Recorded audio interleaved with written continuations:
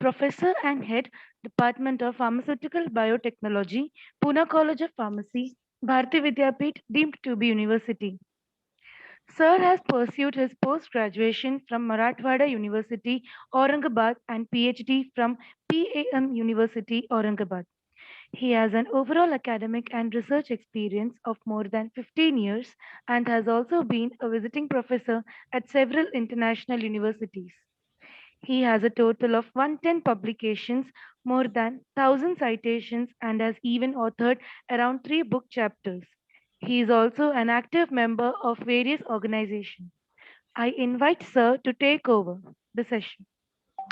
Okay, so good afternoon to everyone on this session, and I a warm welcome to Dr. Manjula Devi. She is going to be our speaker next on this session.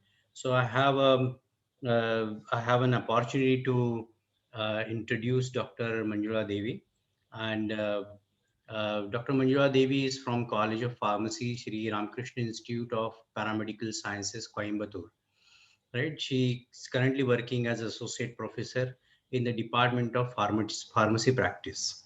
So, and she is a first rank holder in both her BPharm and MPharm, and she's a recipient of the Elepa Rangamal Good Gold Medal Award for the academic excellence, right? So she has a bright academic career here.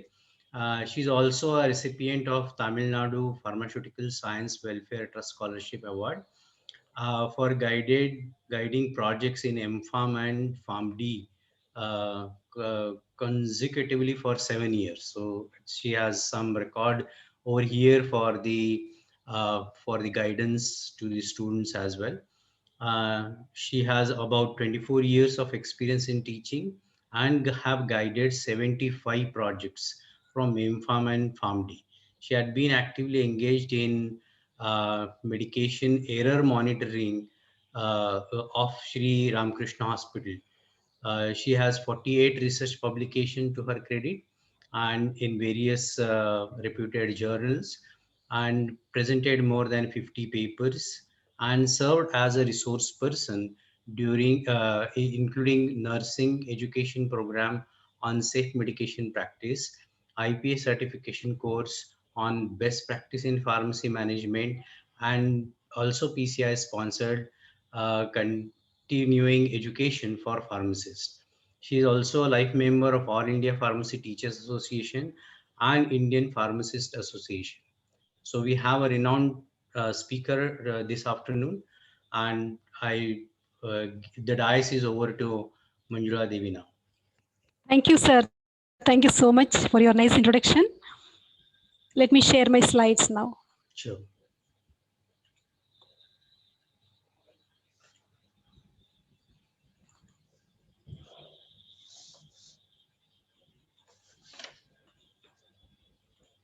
Sir, is my PPT visible and am I audible, sir? Yes, you are, and Yeah. you are visible as well. Yeah. That's Thank you, fine. sir. Thank you.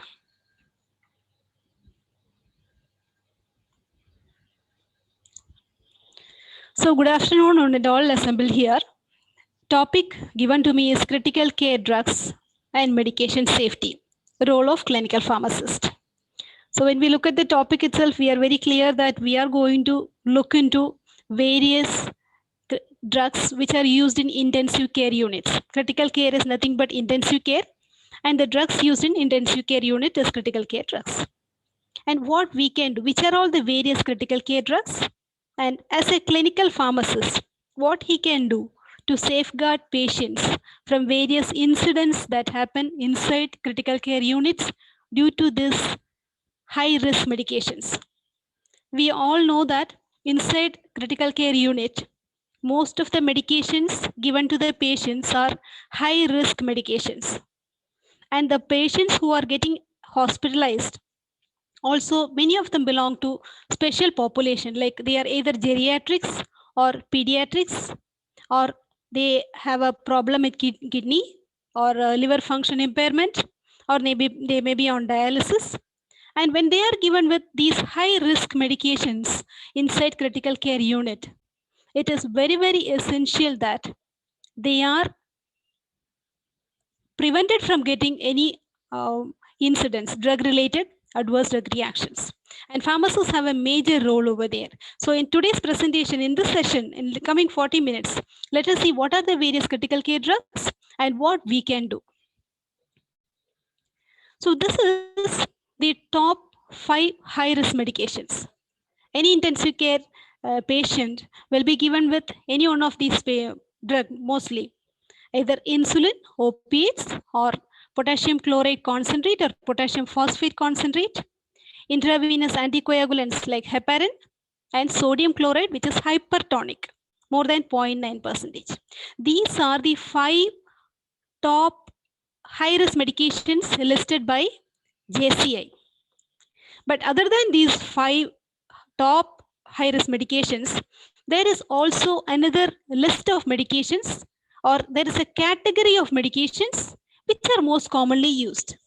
Any clinical pharmacist, before entering into ICU, he should be well trained about each and every medication, which is coming in the next slide. This list is given by Institute of Safe Medication Practices. There are 19 categories.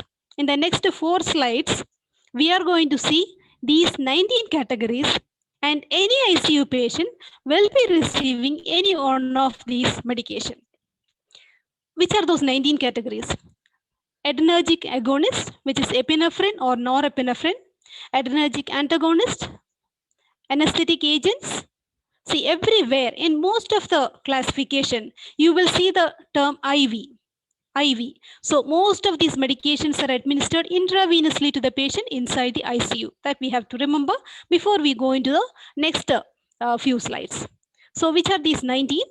Third is anesthetic agents, then antiarrhythmics, anticoagulants, cardioplegic solutions, chemotherapeutic agents, dextrose, which is hypertonic, about 20%, dialysis solutions, then hypoglycemics, oral hypoglycemics, inotropic medications like digoxin, milrinone, liposomal forms of drugs like amphotericin, then moderate sedative agents, which is given IV, moderate sedative agents, which is given orally for children, then narcotics, neuromuscular blocking agents, radio contrast agents, and total parenteral nutrition solution. If you go to ISMP website, Institute of Safe Medication Practices, you will get a PDF of these 19 medications. And whenever a student is going to be entered into or going to be deputed in the intensive care unit, what we do is we will make them study about each and every drug which is falling inside this these 19 categories. Apart from these 19 categories, there are 12 specific medications also, which is listed by ISMP. So whenever we want to learn more about high risk medication, we can look into JCI or ISMP classification. Okay, here what I have shown is the high-risk medication which I have seen in our ICUs very frequently, which I used to train my own interns and family interns and other preceptors who is working along with us. Here, what we need to know first is how to reduce the risk. What is the strategy we can adopt to reduce the risk due to high-risk medications inside intensive care units?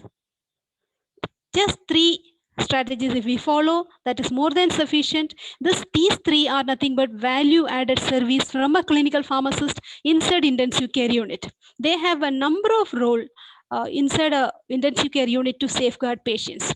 So first of all, they can develop and update unit specific high alert medication list. It is not hospital, I don't say hospital specific high alert medication list. It should be unit specific. If he is in CCU specific high alert medication list. Second is label and store all high alert medications separately, because otherwise if they look similar, there is a possibility of confusion and getting administered to the patient. And third is find out root cause of your risk. So these 3 are the main value added services from the pharmacist. Here there is a question arises. This slide allows us to think whether we are in a position to do these 3 value added service. first one takes maybe 1 week time, maximum 1 week time to develop and update unit specific high alert medication list. We can finish it in 1 week. Second one, maybe another 1 week. But third one, find out the root cause of errors. See if the number of errors happening inside the ICU, we do not know. We do not know the actual count of medication errors which is happening due to high risk medication inside ICU. But there is a root cause for every error. Only if there is a highly experienced clinical pharmacist, because see, we are already having a lot of knowledge about drugs. If we can apply those inside ICU, we can find out the root cause of many errors and prevent. Already WHO has given or has assigned a role, 9-star pharmacist. Which are the various roles given to us? We are good decision makers, managers, caregivers, leaders, educator, communicator. All these 9 beautiful roles given. But it is time for us to question us ourselves whether we are able to give direct patient care in the hospital, especially in an ICU settings. Direct patient care, are we able to provide? Are we able to communicate effectively with all healthcare members, with doctors and nurses, effectively, whether we are able to communicate and whether we are able to educate or do proper intervention and safeguard our patient before the error occurs or before an event occurs, whether we are able to prevent it. If that is to happen, we have to have our clinical pharmacists well trained with the critical thinking, problem solving skills, calculation skills, communication skills, teaching skills, management skills. These skills are necessary, but if you ask me, which is the fundamental skill, which is the most important skill necessary for a clinical pharmacist who is working inside an ICU, it is calculation skills. If he is having adequate drug calculation skills, then naturally he will develop all other skills. So that is our weakness. That is the portion where we are not focusing throughout India.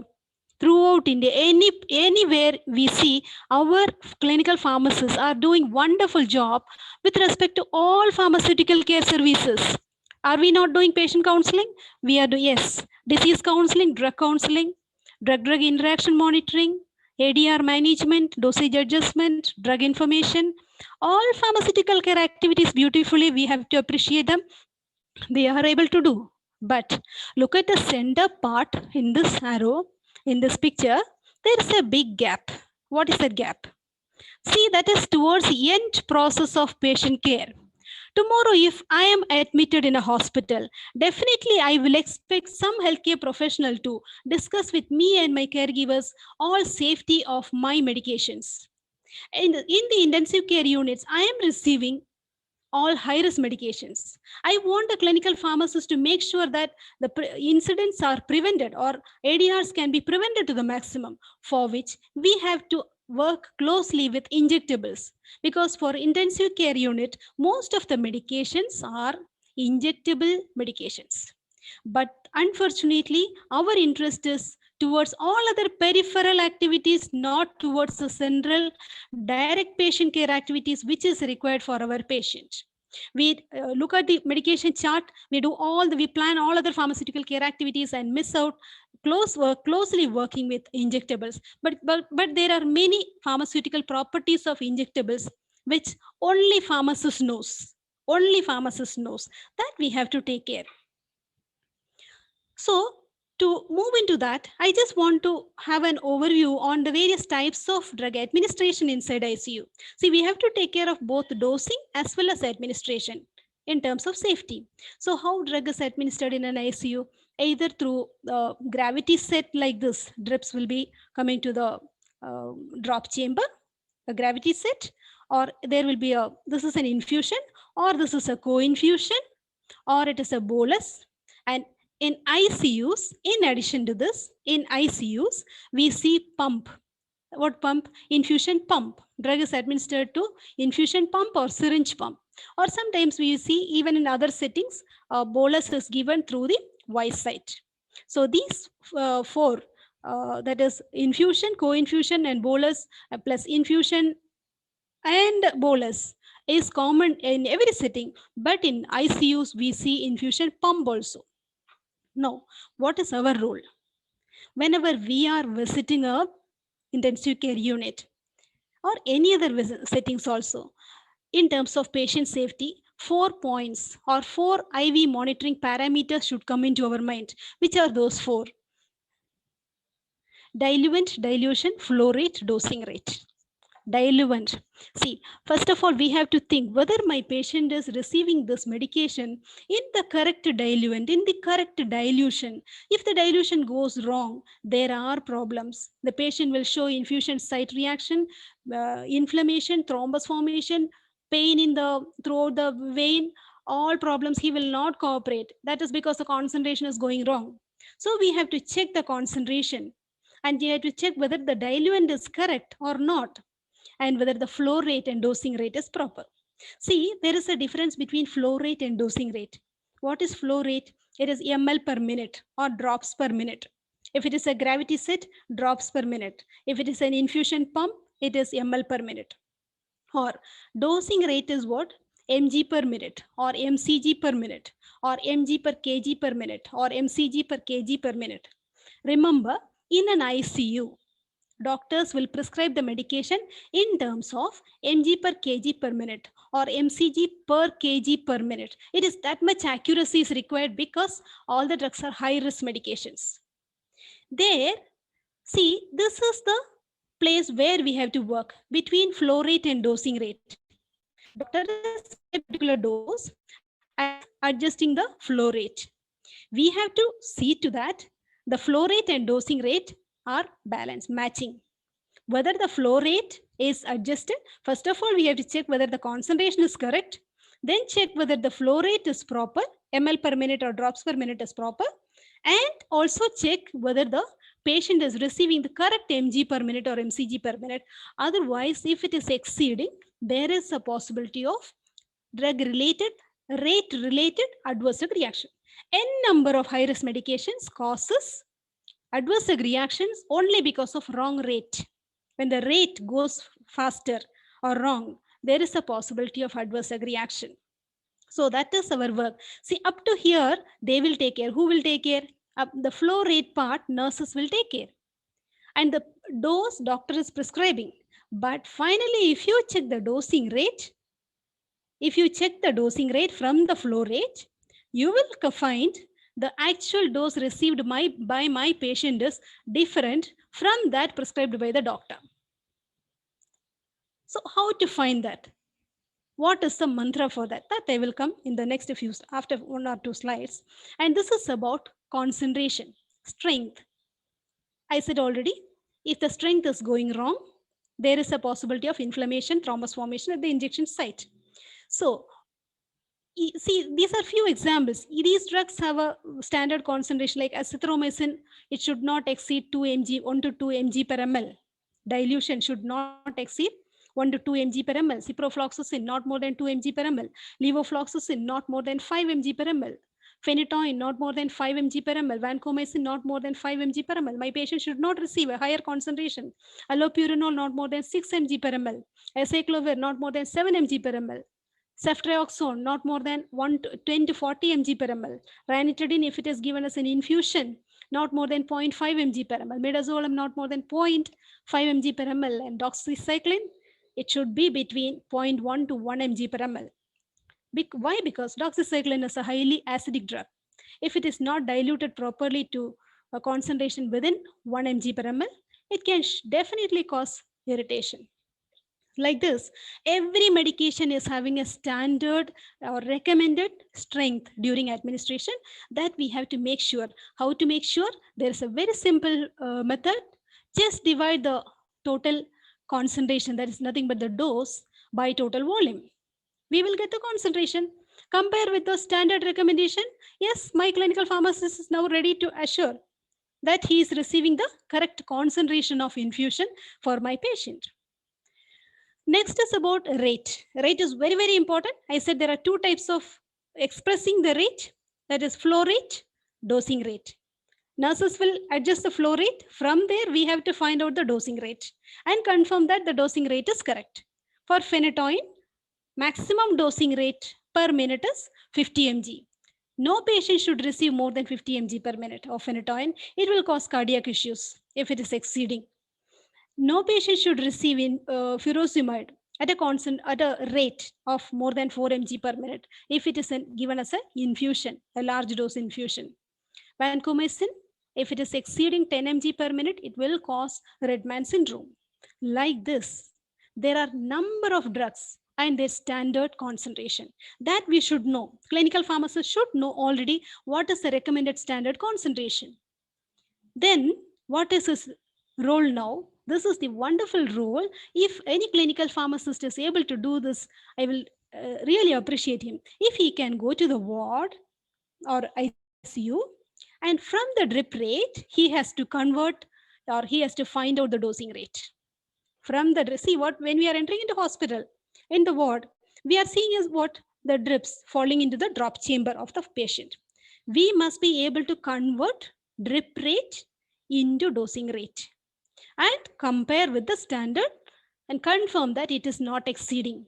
So anytime you can enter into the settings, anytime you can enter into the settings and do the calculation and find out the dosing rate, confirm my patient is receiving safe dose.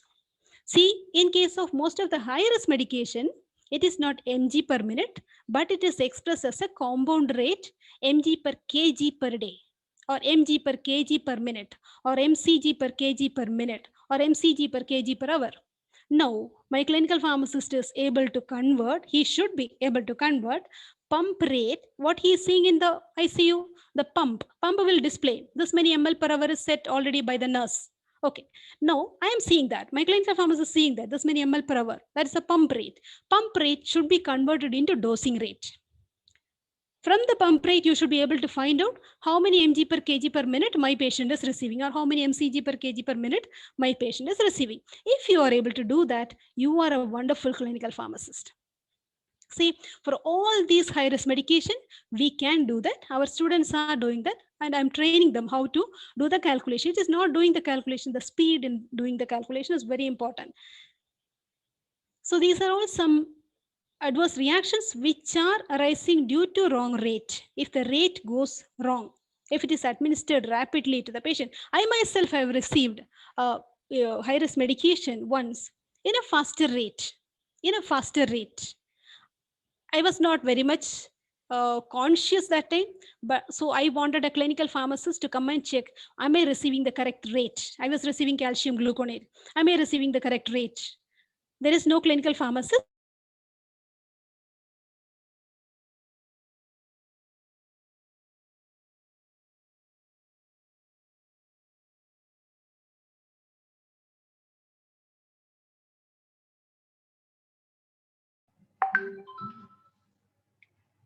Appears to me that there is some There is some problem with the speaker side, so we'll wait for 4 more minutes. She may join again. Yeah.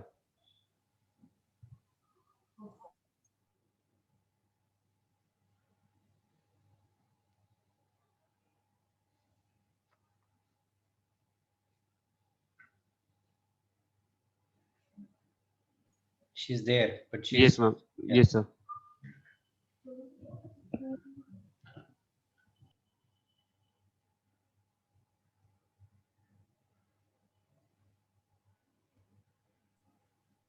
Hello, sir. Yes. Am I audible, sir? Sorry, there was a connectivity issue. I will continue by mobile itself. That's okay. Yeah. Fine. Go ahead. Yeah.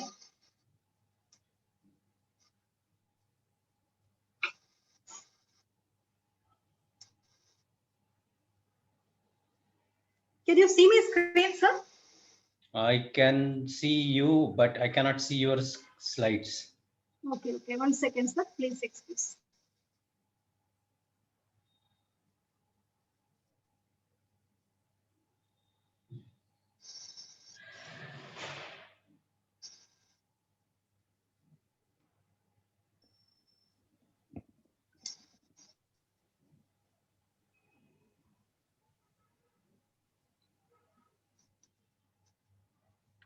Yeah, I can. Now, Yeah. you can see.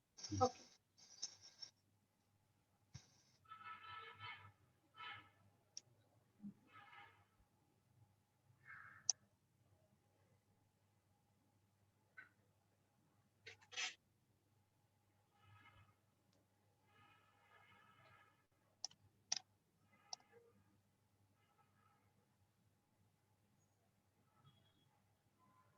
Yeah, these are the adverse drug reactions which can happen due to wrong rate or a rapid rate of administration. Here are few examples like promethazine, azithromycin. We compare with the actual rate which should be going to the patient, and we can do the calculations and find out.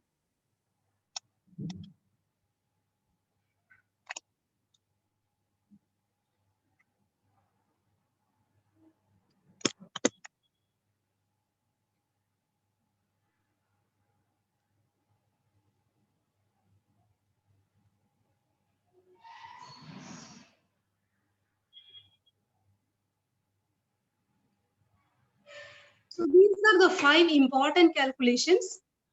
Calculation of rate of infusion from the gravity set, calculation of drip rate from the gravity set, and calculation of dose rate from the observed drip rate, and calculation of pump rate, calculation of dose rate from the pump rate. Here, whatever I have shown in blue color is our duty. What is given already in yellow color is the duty of nurse. They will administer the medication. But still, we should be an expert for all the calculations. Only if we do the ones which is given in yellow color, that is calculation of rate of infusion and calculation of drip rate, pump rate. If these are done, only we can do the other two, that is calculation of dosing rate. So our main role is calculation of dosing rate. Dosing rate has to be calculated from the drip rate or pump rate. So we will see when we go to the board, we will see either drip rate or pump rate. We should be able to convert, do back calculation and find out.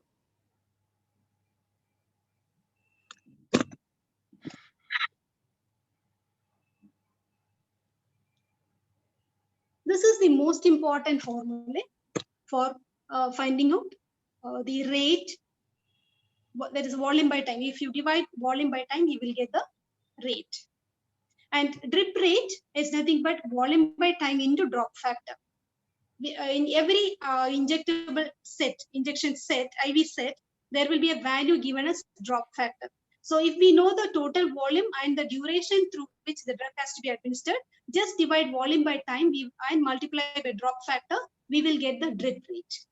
This is how nurses calculate the drip rate. Now this is our duty. Converting drops. See, whenever you are visiting the hospital, you will see the drops of the infusion. That if you count for 1 minute or 15 seconds, you count and multiply by 4, you will get drops for 1 minute. That drops for 1 minute has to be converted into ml, and ml has to be converted into mg. So you will get the total amount of drug received by your patient per minute. This is our duty, converting drops to ml and ml to mg, finding out the rate of that is dosing rate of our patient. Then pump rate, ordered amount, whatever doctor is prescribing in the ICU, that is in mg per kg per minute or mcg per kg per minute, into patient's weight into 60 is minutes in 1 hour, divided by drug concentration in mg per ml. This is a beautiful formula which will help all the clinical pharmacists. See, pump rate is usually fixed by this formula. But for us, what is important is the next one. I can't see any slide. Okay, sir. 1 second, sir.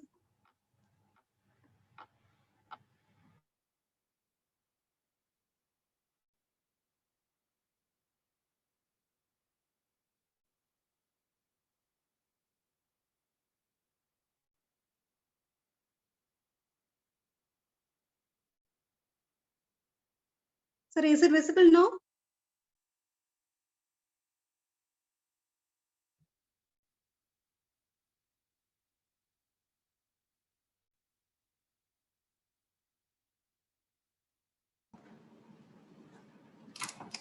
Manjula, Is it visible, sir? Yes, is it visible? Manjula ma'am, this is Manjusha ma'am. Ma'am, if you say PPT, no, we can share from this side. Yeah, that is better. 1 second.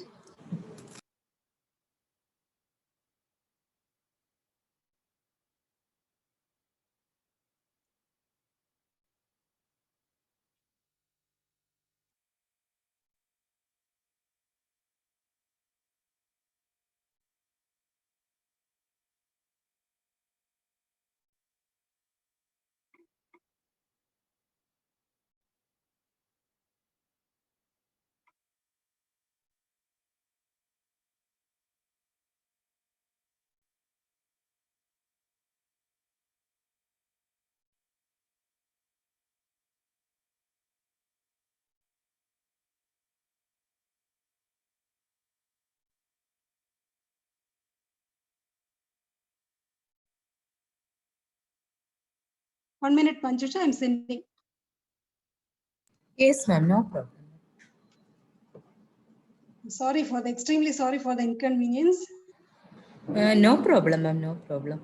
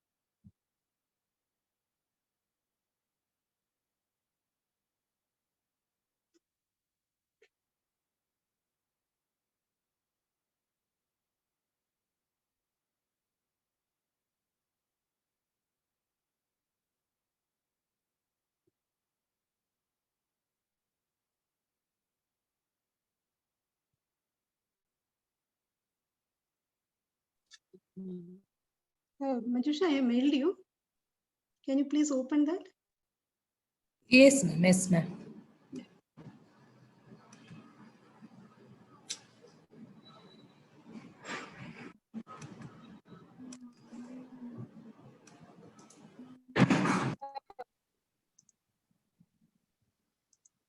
Did you receive? No, ma'am.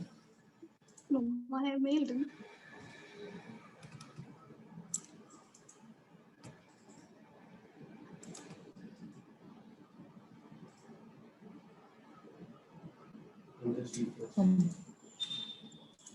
Yes, ma'am, got it. Got it? Okay, okay.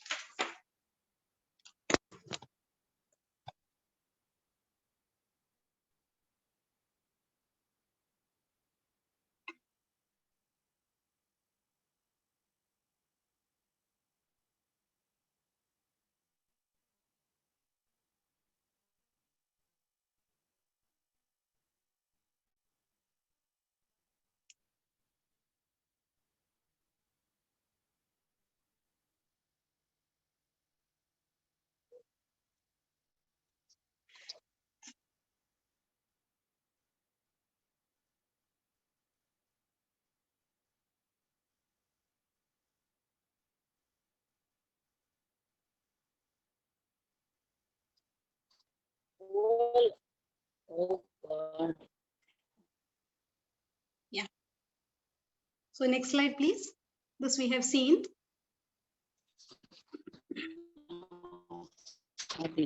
We were here. We were here.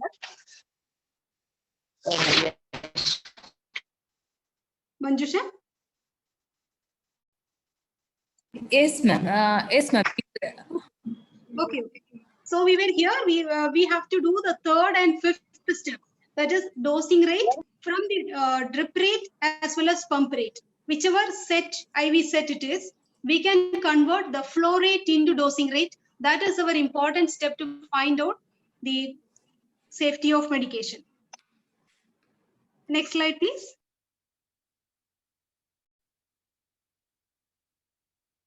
The formula I have shared, rate of infusion is equal to volume by time. Next one, drip rate is volume by time into drop factor.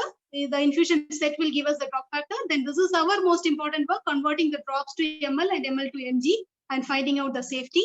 And next one,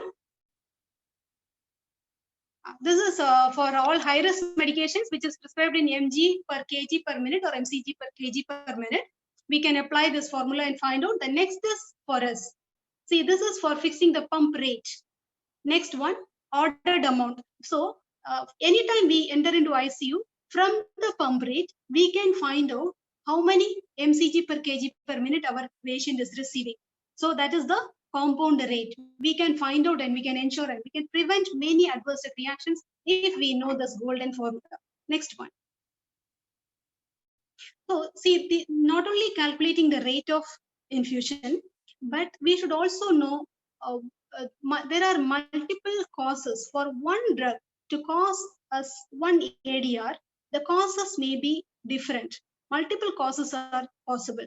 So if we take injection potassium chloride, see, it can have a adverse degree. It can cause an adverse reaction, that is cardiac problem, which can be due to dilution, or wrong rate, or wrong total daily dose, which can exceed. Sometimes I have seen patients who are given with potassium chloride, which is without dilution. So multiple factors are there for every high risk medication. That is why we are known as drug experts. A PharmD intern or a clinical pharmacist who is inside the ICU, who is a drug expert, he will know the hotspots. Which are the hotspots inside an ICU? He will already know, so he can watch and prevent. For potassium chloride, these 5 causes are there. The risk of layering. If the infusion bag is not mixed properly, potassium chloride will come down near the inlet port, and it can cause a high concentration to the patient. Can enter in a high concentration to the patient's body. And cognitive errors are also possible with potassium chloride. It has happened. And next slide, please. This is another super drug, a high-risk medication which will induce sleep within few seconds. It is given for anesthesia, propofol, and if the infusion is stopped within 20 minutes, drug will get eliminated from the body and awakening of the patient will be there. Super drug, but it is a highly dangerous drug. An expert should be there. An expert should be there during its administration. Obviously, a clinical pharmacist should be there, and it is formulated using lipophilic, highly lipophilic substances. So if the rate is faster, lipid intolerance will come. And there is no reversal agent, like heparin is having a reversal agent, protamine.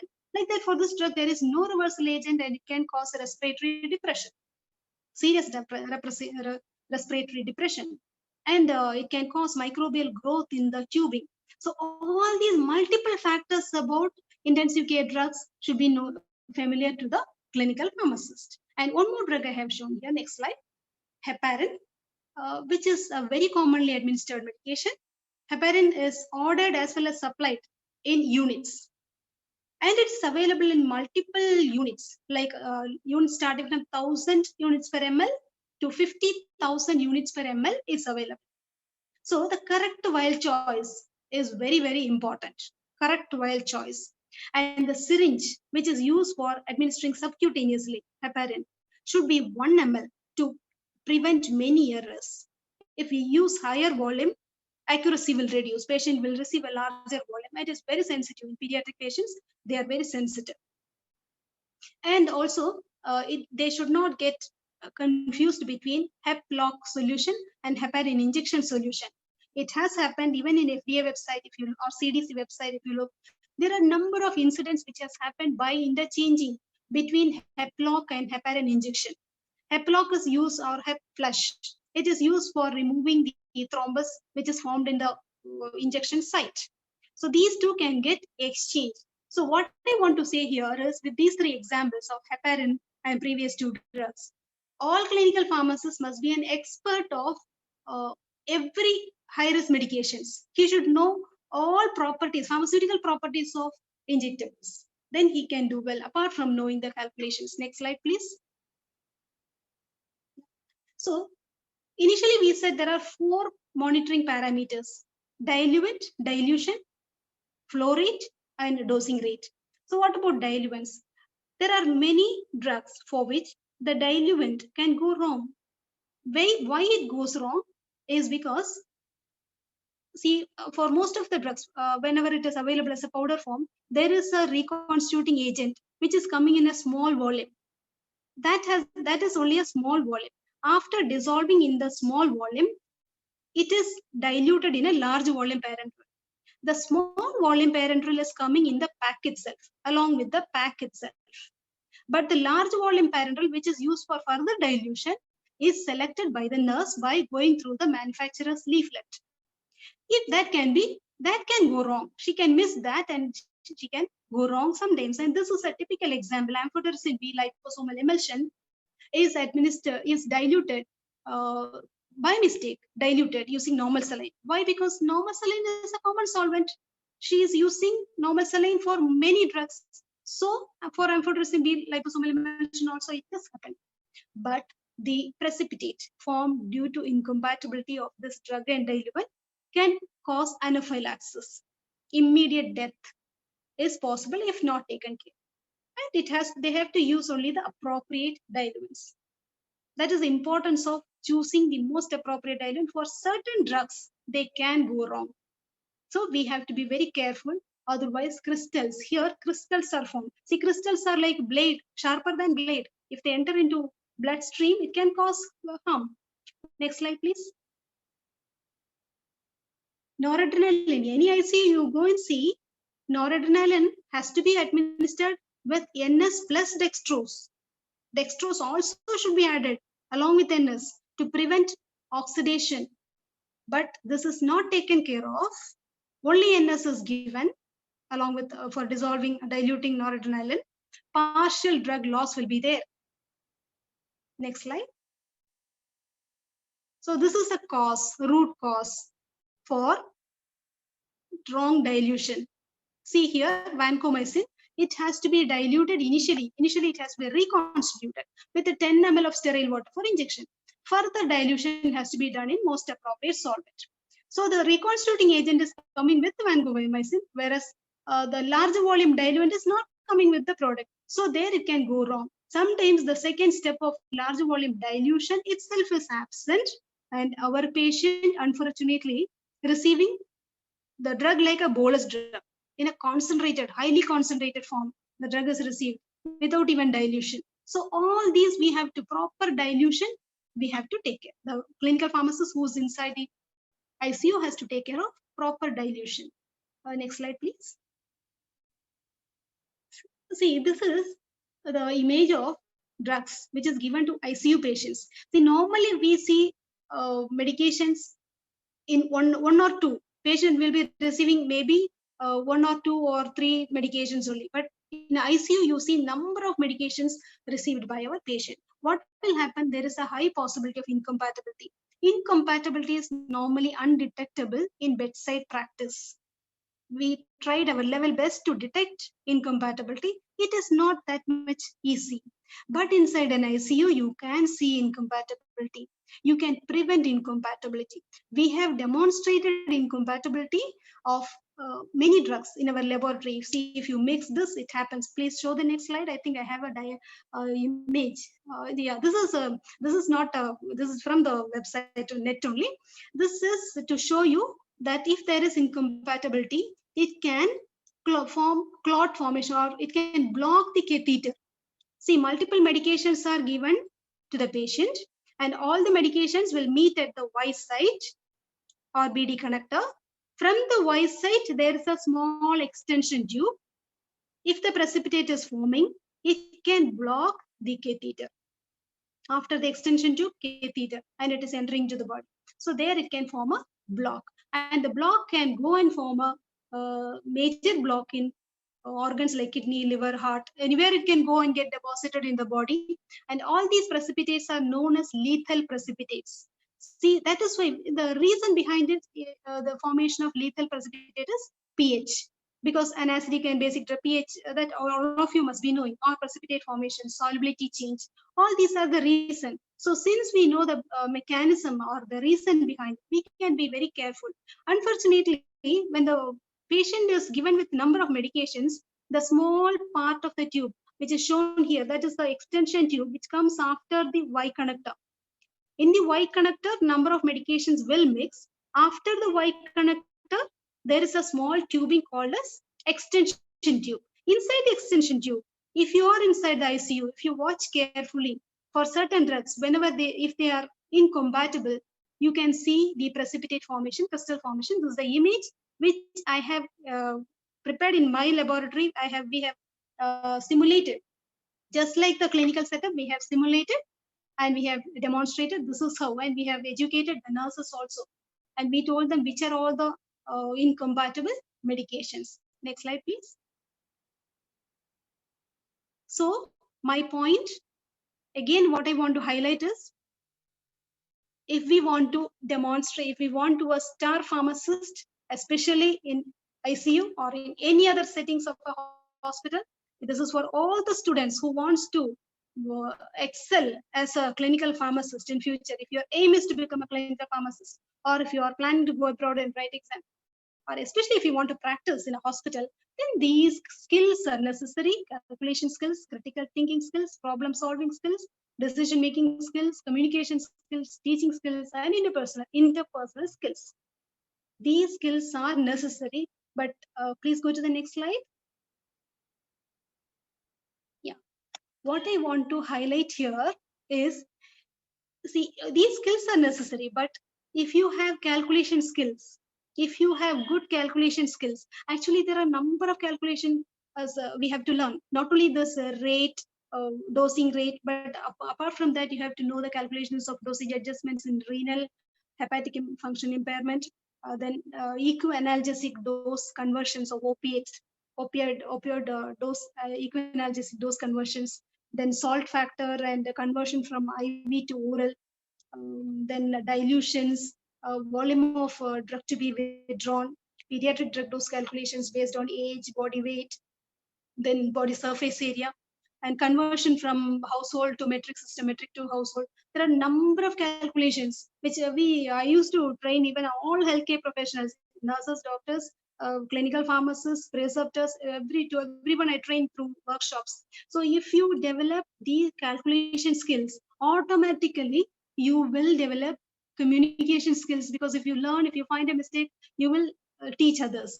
So once if communication skills comes, you will have good teaching skills also. But the point here is, if your calculation skills are very good, but if your interpersonal skills are not good, then our profession itself is in danger. You see, you have to, if you see, it's a very sensitive area. You are going inside a ICU, you are finding, because for many drugs, you will be able to find errors if you look in this way, if you apply your calculation skill.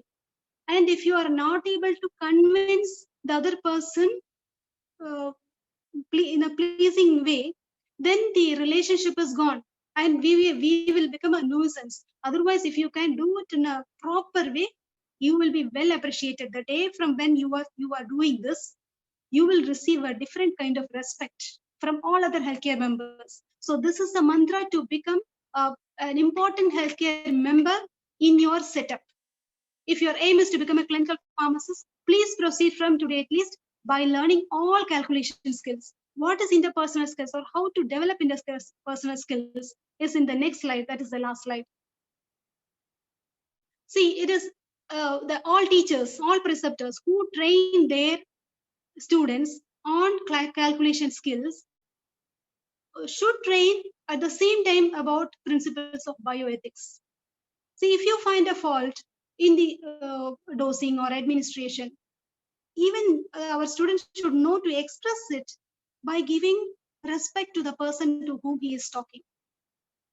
At the same time, he should consider benefit of the patient and harm to the patient.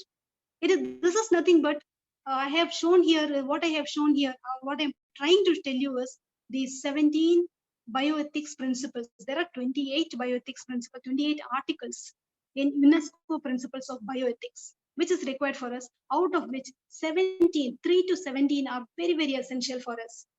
So here in an intensive care setup, you have to apply. So you should know how to apply and how to practice bioethics also simultaneously. Otherwise, we can't be successful. We have to cooperate, solidarity. That is another article. We have to cooperate with the hospital system where we are working. So apply simultaneously all bioethic principle, ethical thinking, ethical behavior. That is also very important if you are planning to take seriously clinical pharmacy as a profession, and if you are planning to work in critical care departments. And next slide. So this is for all of us, for all teachers who's training clinical pharmacists. It is time, high time we have to think about success. If we want our students to be successful, if we want pharmacy profession to flourish, and PharmD and in clinical pharmacists to do well in any hospital, wherever we go, if we dream that our students are also one among the team. Unfortunately, what we see is what I have shown in the picture in the white circle, independent practice of our clinical pharmacists. They go, they take all the cases, do whatever is possible for them, and come back. They are not mingling. They are unable to mingle with the team. They are not accepted into the team.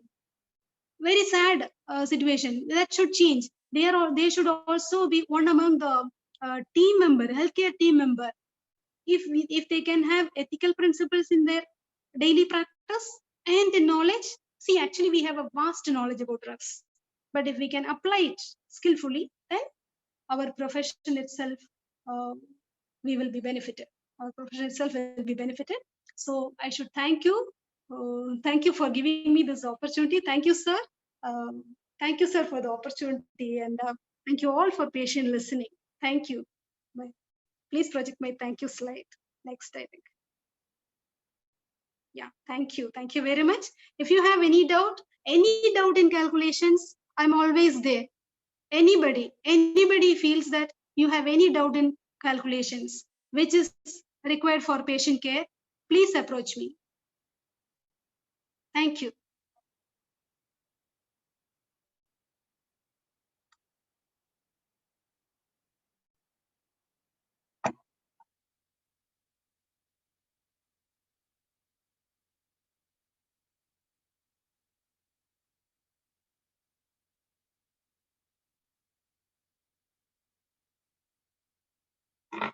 Okay, thank you very much. That was Thank a you. lucid, yeah, that was a lucid lecture, and it is now open for a discussion. So, any questions from the audience? Yeah, they can ask. They can unmute themselves or raise their hand and speak.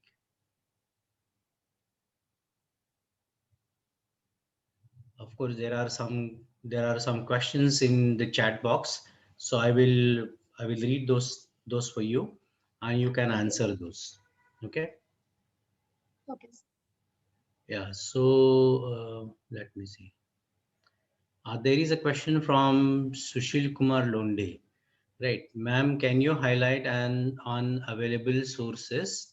Highlight on available sources for understanding calculations for Indian clinical setting, as doses in India have variations from doses in other countries. Yeah, good question. Actually, there is no variation in the dosages from country to country. It is all same. Standard doses all same.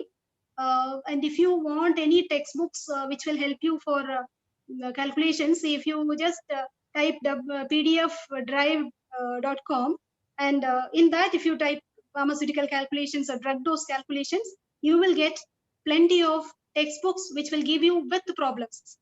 Along with problems and answers, you will get.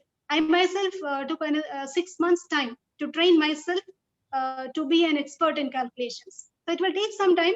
Don't leave it. If you are planning to either to become a clinical pharmacist, or if you're planning to go abroad and write foreign pharmacy examinations, definitely you need to know a thorough background about calculations. And not only calculations, your speed is also very important. You have to gain good speed in doing calculations.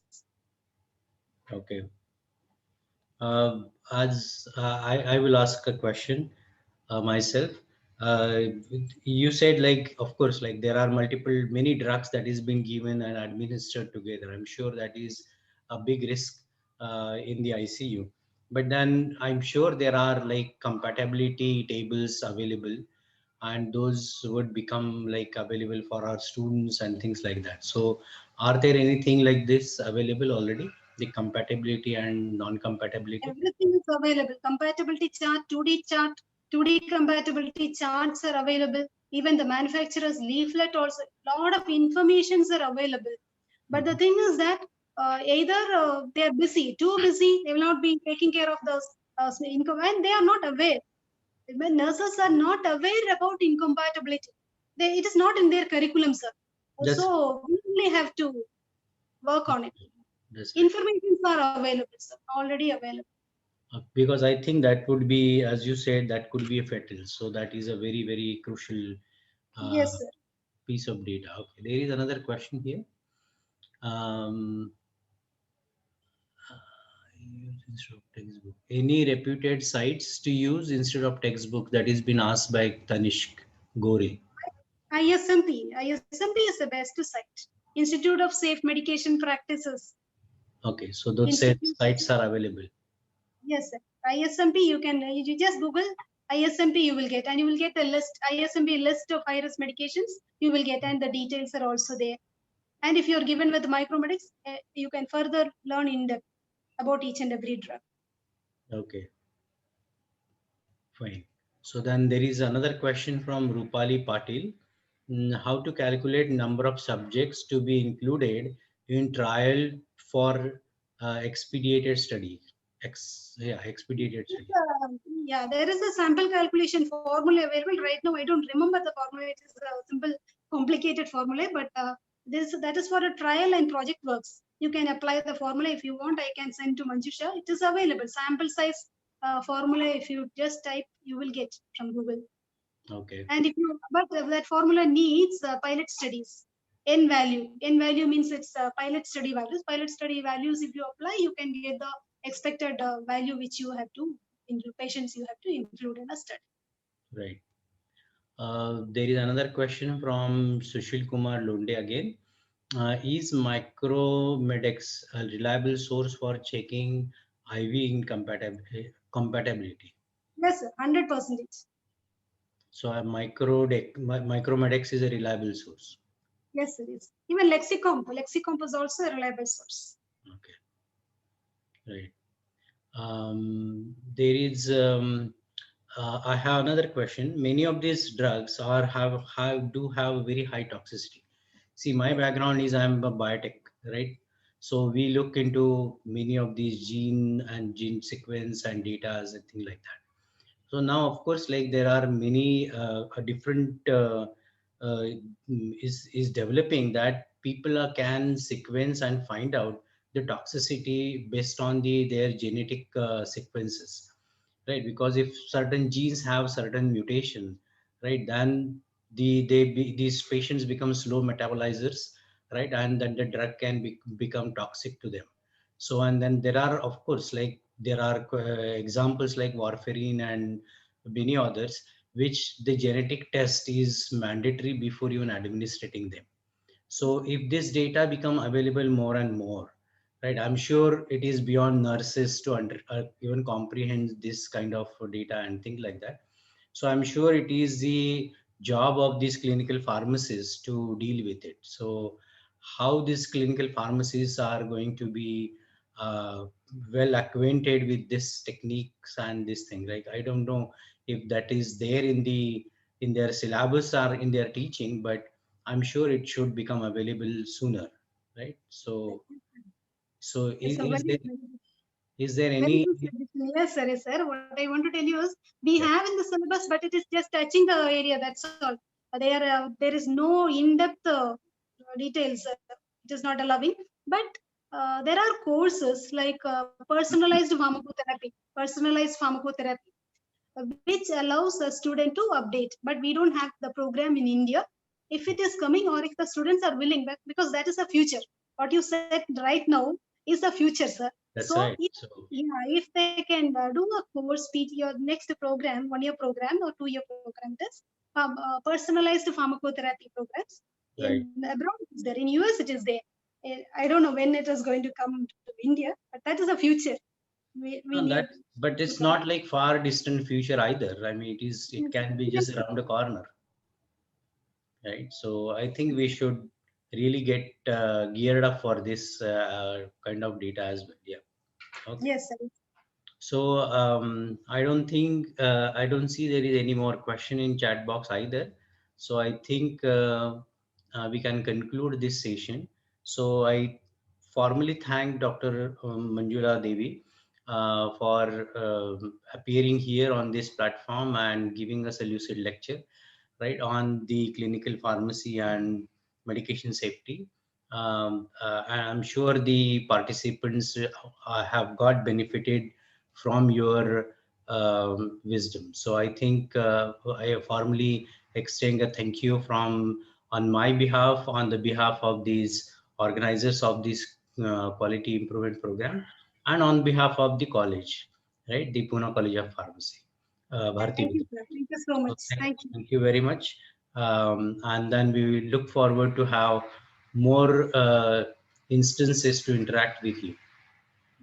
Thank you, sir. Thank you so very much. Yeah. Thank you, ma'am, for the insightful session. I request all the delegates to kindly switch on their videos for a photo session.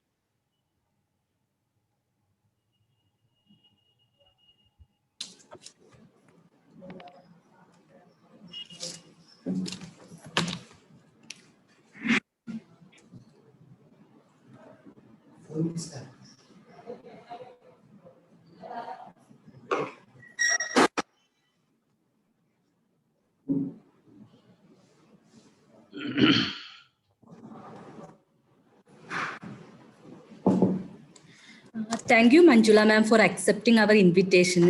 Madam is my teacher also. Now I'm very lucky to hear madam's lecture after 16 years. Thank you so much, ma'am, Manjula ma'am. Thank you, Dr. Manjusha, and very, very happy to hear from this particular reputed institution. Thank you. Thank you, ma'am. Let's Can I resume. leave? Sure, So ma'am. is the photo session over?